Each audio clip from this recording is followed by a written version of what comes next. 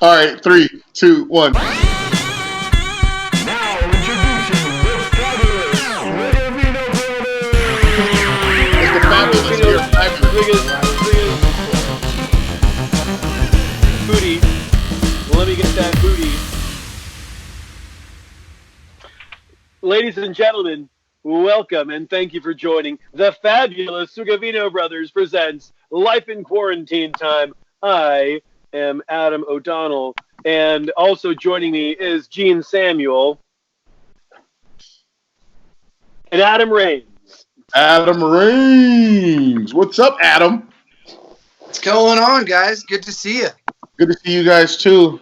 This is going to be a pretty cool podcast. Coming up on this episode, we have a good friend of mine, him and his fiance, Larry Mud Townley. He is pretty much the mayor of Birmingham, Alabama. I had the great chance of hanging out with him down in Alabama with me and a couple of friends from camp, and he was the consummate host. He was amazing, and unbeknownst to everybody else, another homegirl came down there to Birmingham with us, and that was Laura Newman, who is a world-class finalist. She was amazing. For my money, she won world-class about a year, 2 years ago, and Laura's phenomenal. Together, they are a power couple. They have opened up one of the most awesome bars in 2019, 2020. That is Queenspark Bham. We're going to bring them on the show right now to discuss what they're going through with this COVID pandemic and how they're faring right now. Let's see if we can get them on soon. They are really awesome. I think you're going to love them. I'm excited. And Laura, she's ran bars all through New York, and Mud has banged out and made Birmingham one of the hot spots. If you guys could ever get a chance to go to Birmingham, you will not regret it. Promise. You also won't remember it. You won't remember it. True. You will not remember it. Those are the best kinds of trips. Those are the best experiences. Ladies and gentlemen, make some noise for Laura and Mud. What's up? Hi.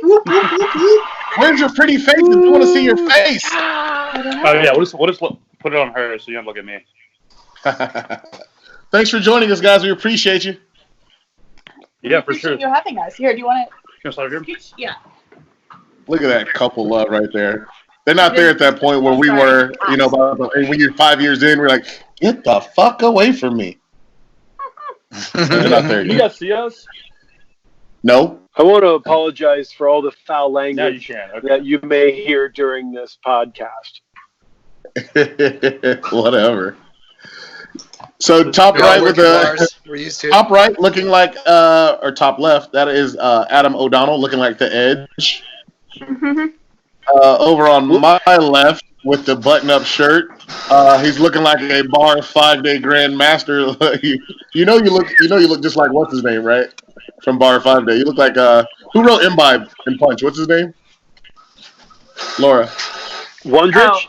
Yeah, you look like Dave Wondrich's young son right there, Adam.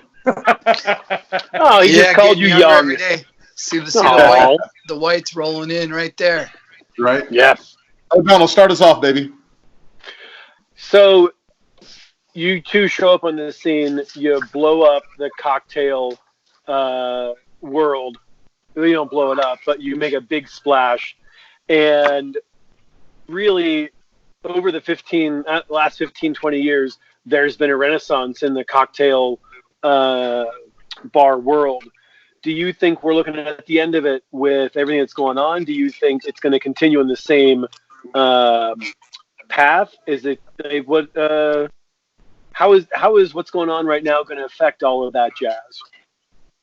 I feel like I'll hop on this one first. I feel like the momentum that we had going into the beginning of 2020 was really good, and I feel like the craft movement, especially in smaller markets, tertiary markets in general, like a Birmingham, it's still relatively new to most people, and I don't think that you'll see that in most of your small markets. What you are going to see, and what we've seen so far, is that people are really, really buying into the fact that they need to support local businesses and not go into the big box stores. So I think that you're going to see a lot of, chain restaurants and stuff like that are in the tertiary markets are going to start suffering, and people are going to go and spend their money at local places, which will probably just improve the craft movement in most of the markets, in my opinion. I don't know if I agree that I think big box stores are going to not do well during this because I think big box stores are probably doing better, frankly. But I do think that we are going to see a movement towards people adopting more sustainable business practices, especially with regards to health of their employees. I think we're going to see more people offering health insurance. We're going to see more people offering benefits. It's about to be employees. It's going to be, well, how do I say this? They're going to be few. I assume a lot of bars are going to close during this. So the bars that are there are going to have to really position themselves well to attract talent.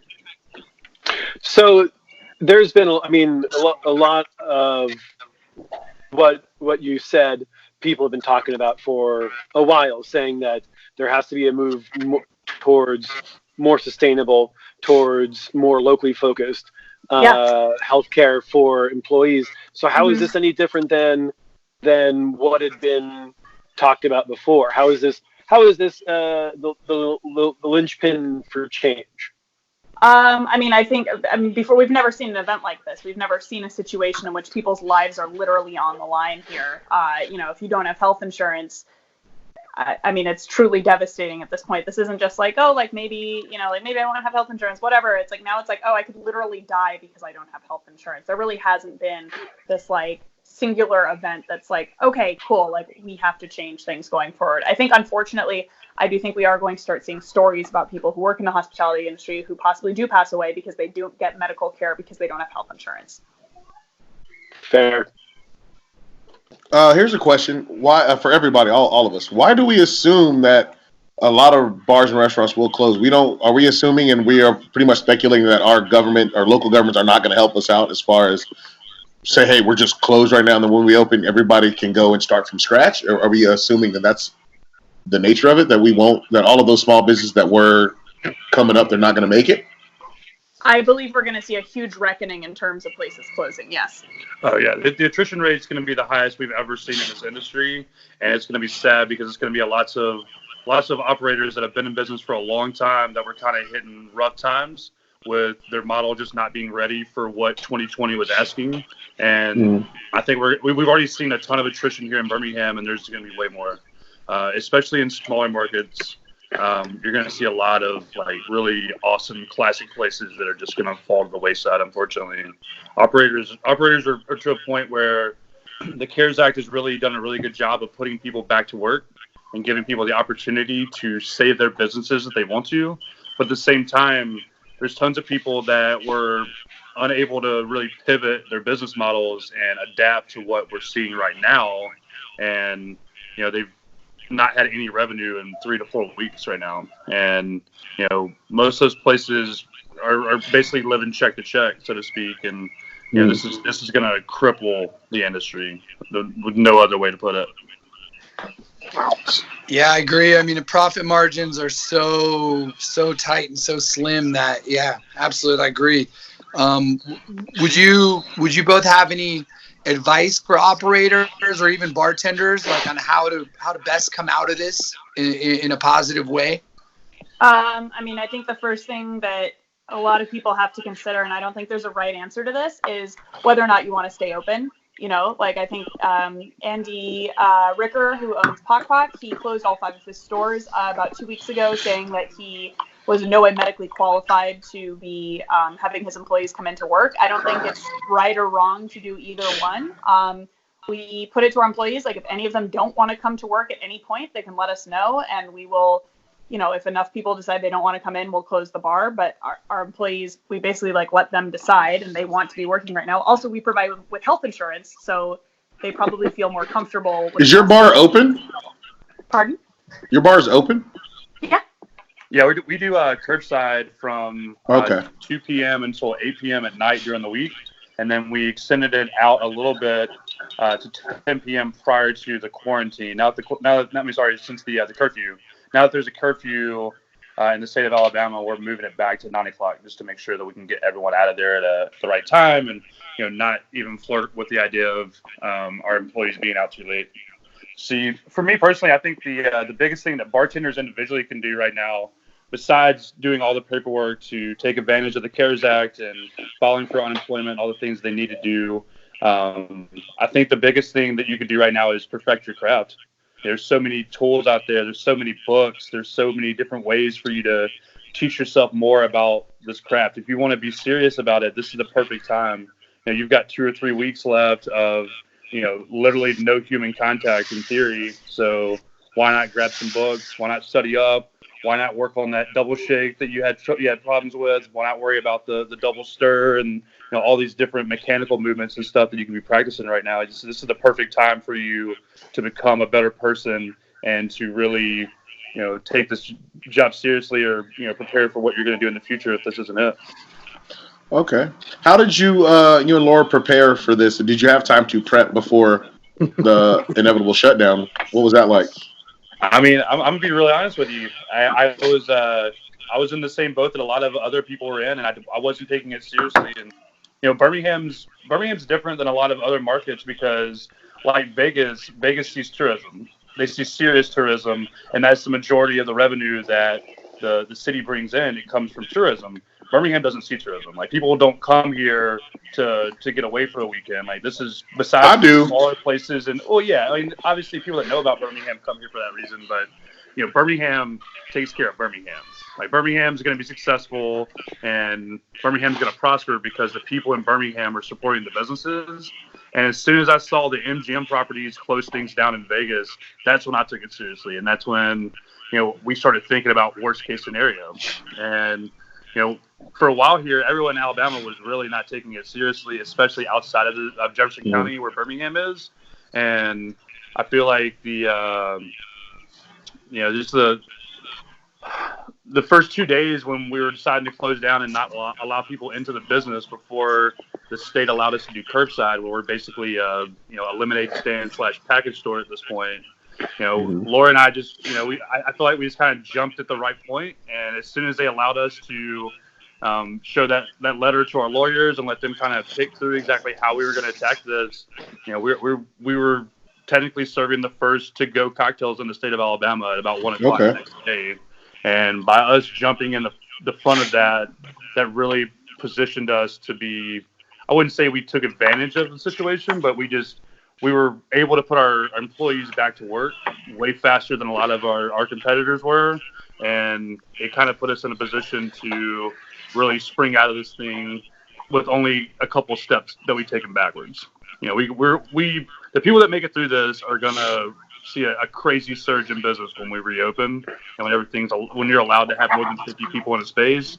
And man, it's going to be a great time to be alive, just to be honest. I mean, right now it's sad and it's crazy to see the way that, especially grocery stores and stuff are changing daily on how they do their processes and how many people are allowed in. I think, just in general, the perspective is going to change for people, and people are going to really, really want to get back out and be around people again. And this business is going to see some crazy peaks in the next 4 to 5 months. Yeah. What's the atmosphere like out there amongst servers, bartenders, and your colleagues? Man, it's rough.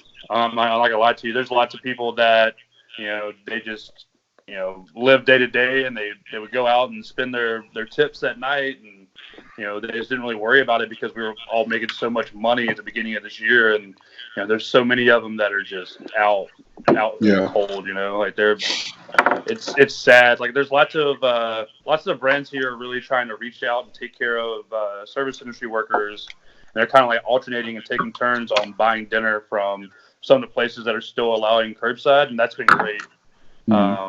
And I feel like most of them are to the point where they're about to start drawing unemployment, so maybe that'll kind of ease the pain. But the morale is at an all-time low for everyone. Even our employees are in pretty good spirits, but they were able to basically not really miss money at all. And we do a lot to really educate our staff on money management and how to actually be a successful human being and not just be a successful bartender. And I feel like people that invest in their staffs in that way those are the people that we're going to see make it out of this and go into the future. The people that are not going to have to spend all this money to retrain people and all this stuff when it goes back to us being busy. That's kind of what the big part of the PPP plan was how do we make sure that people come out of this with the exact same staff. So lots of the incentives for you to actually get 100% forgiveness on your SBA loans through the PPP are all based on that idea. Is that a national? At least the exact same amount of people. What is it? Is that national? Yeah, that's national. That's part of the CARES Act that was signed over last week. If you can get all of your employees back by July 31st and have them back on a payroll. Is it July 31st? Yeah, they made it to July 31st. But once you get to that point and you have all of your employees back working by July 31st of 2020, you get 100% of your loan back. It is based off of 250% of what your operating costs are payroll-wise. Just payroll, yeah. Yeah. It's not. Well, that's the CARES Act, CARES. Like for us paying by having insurance and having all these staff perks, as long as you document those, that's part of that 250%. So they're basically going to pay for our healthcare and for all of our employees to have Their gym memberships. Yeah, all the perks. Oh, wow. That's pretty That's awesome. dynamite. That's something that we could probably utilize with our groups out here, right, guys? I don't know if any. I've never heard that out here, so I think we could utilize that amongst our food and beverage professionals and small business owners. Yeah, I think for us at least, it's a great way to kind of recruit and keep staff is to have a package of perks like that. Yeah. O'Donnell, what you got? Was that a chime? What was that? A gong? What was that? Oh, Sound effects? my printers get possessed. I had to turn it off. Oh, I thought you were doing sound effects like that was a good answer. But I'm waiting for the joke. O'Donnell, what you got That for was him? awesome. So, has there been anything specifically, or maybe you don't want to be so, maybe you want to be a little more general? Have you seen anything that's made you maybe disappointed or proud of people in our industry or the industry as a whole? Ooh, that's tough. Be truthful. Try to make the best call they can for their staff, I think, is great, and that's made me really happy. Like seeing people like make tough decisions. I don't think there's a right or wrong answer to staying open right now. It's up to individual people, but having to make those tough decisions and be transparent about it, I think is great. Disappointed? Not really. I'm disappointed that more people don't provide health insurance for their employees, but I've always been disappointed in that. Fair. I think the one thing that I've seen that was probably the coolest thing that I've tried to do here in Birmingham, but I haven't quite put two and two together yet, is you've seen some of the bars that are shut down, and they've kind of converted themselves into basically pop-up farmers markets. Mm-hmm. Because you have so many farmers, especially in these smaller markets, that they have a ton of produce that they make just for restaurants, and it's part of their planning and it's part of everything they have for their general income, and they're not getting that right now because the restaurants aren't even open. Most of the fine dining places all do farm to table here, Right. and so there's a huge surplus of all kinds of produce and stuff, and there's nowhere for them to sell it at, and they're kind of limiting the exposure. So lots of people are doing curbside pop-up farmers markets, and I thought it was one of the coolest things I'd ever heard of. Oh, wow. I didn't think about That that is at kind all. of dope. If you can adapt, you can survive. Yeah, right. Yeah, for sure. Yeah, adapt and overcome. That's our big thing. So how are you two doing? What's going on with you two? Hanging out, hopefully not having to postpone our wedding, which is in August. So I'll there's be a lot there. of anxiety about that. We had to postpone a bunch of work that really needs to be done on our house. I lost about they originally lost about $15,000 in consulting work. So that was kind of shitty. But How much? $15,000. Shit. But it's probably gonna, yeah. It's probably gonna end up being more than that. But I am getting a percentage of it, so that's good. So we don't need to be as worried as we were when this originally happened. Just hanging out, trying to because we're still open, we're not really, we treat our employees like adults, but we also if we make decisions, we kind of have sort of a group discussion with them about why we've made those decisions, and we will often amend the decisions based on input from them in these discussions. But we did make it pretty clear to them that because we're still open, they're absolutely really not to socialize, especially in groups of more than 10. So we've been encouraging them to come to our house. So that's been funny. So we've been like hanging out a lot with our employees in a way that I normally wouldn't find super appropriate, but it's, you have to figure it out for your circumstance. So Okay. where we're at. Love it. A lot of time at the dog park. Yeah. What have you been doing, Gene? Oh man, you don't want to know what I've been doing. We don't want to know what you've been doing, actually. He was just being polite. But I'm getting better at it. I tell you that. Even at 40, I'm getting better at what I'm doing. I was hoping you were going to say that you've been cooking barbecue, but I'm not going to lie to you. No, I haven't been cooking barbecue, but I will be cooking barbecue probably starting again next week. That's Just what's up, man. Good stuff. Just to start helping out and doing my part with everything. Here's another question I got for you guys. So has your bar community come together down there? Has everybody been a little bit more closer, a little bit more sensitive to everyone's needs now? I think it's hard to come together when you're not physically able to come together, but yeah, I mean, definitely we've had those local companies, picking up meals for people.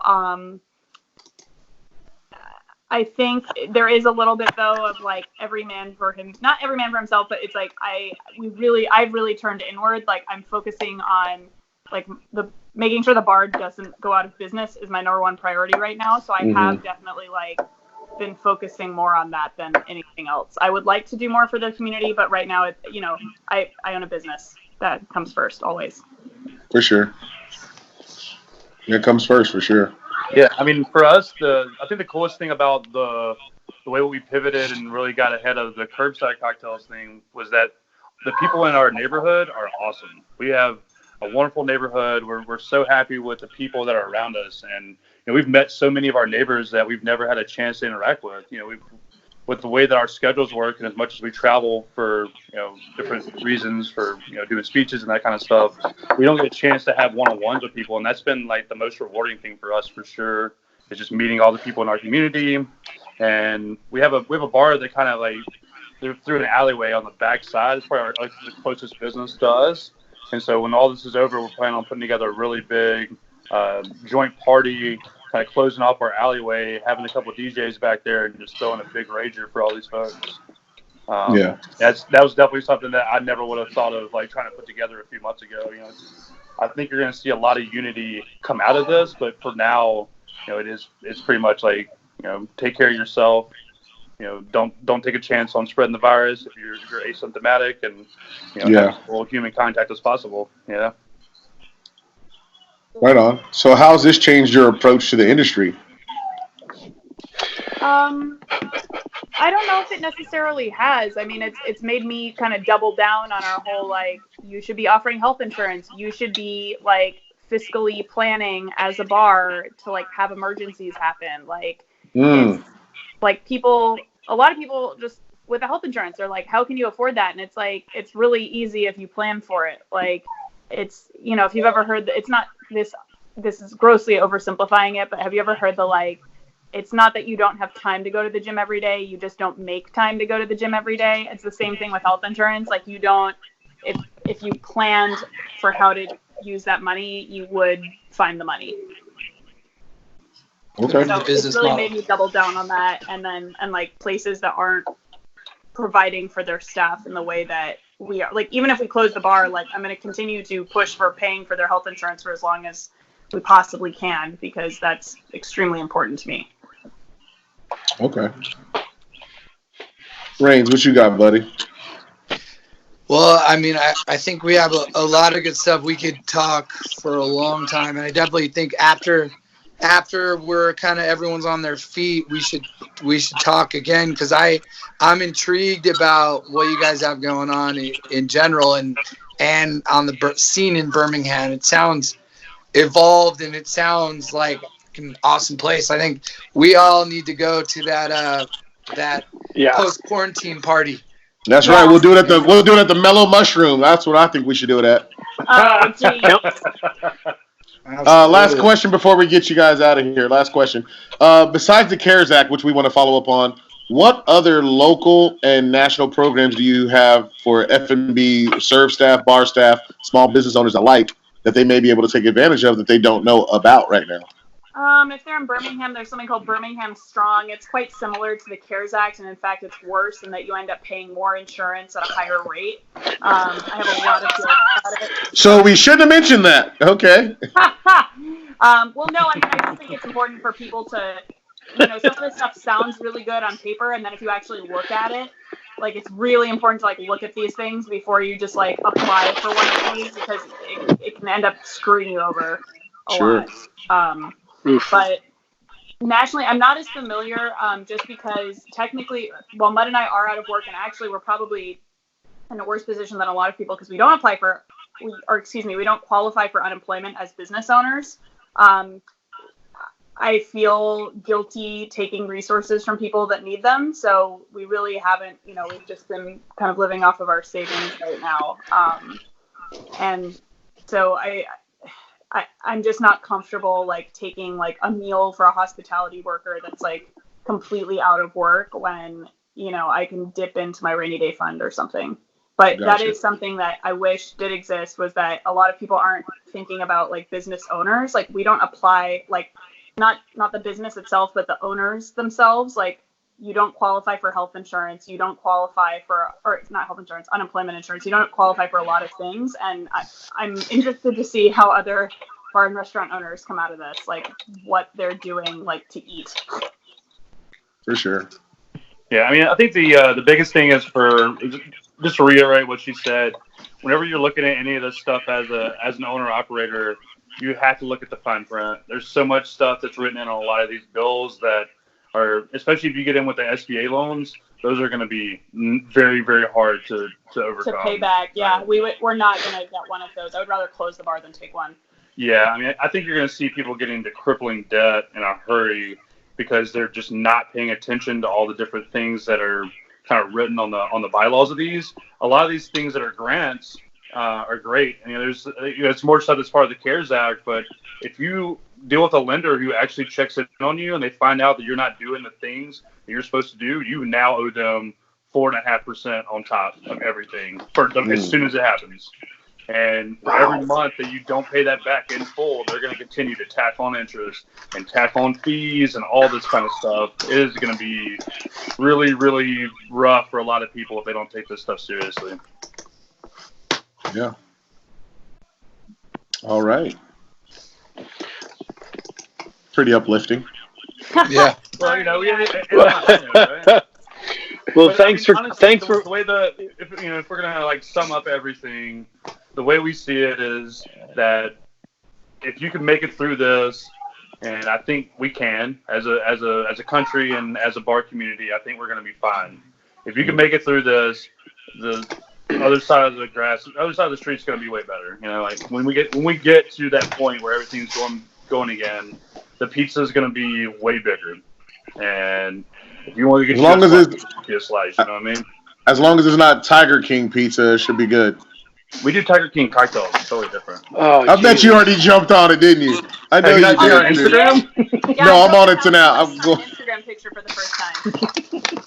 Oh, jeez. Curbside too, bud. Hey, if you didn't know about Tiger King, they were getting expired meat from Walmart in garbage cans and making pizza. I was hoping we could get through this without you mentioning Tiger King, Gene. No. Amazing show. Tiger King is eternal. Right? Yeah, it lets me know that I'm not as bad as I thought I was in life and the way I act.